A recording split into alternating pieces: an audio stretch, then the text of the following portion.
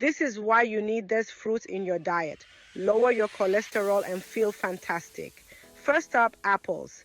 Packed with pectin, they help reduce bad cholesterol. An apple a day really can keep the doctor away. Next, meet avocados. These creamy delights are rich in monounsaturated fats, which can lower your LDL or bad cholesterol. Plus, they taste great on toast. Berries, anyone? Strawberries, blueberries, and raspberries are full of fiber and antioxidants. They not only help lower cholesterol but also protect your heart. And don't forget citrus fruits. Oranges and grapefruits are high in soluble fiber. They keep your arteries clean and your heart happy. Last but not least, grapes. These little powerhouses contain polyphenols that help reduce cholesterol levels.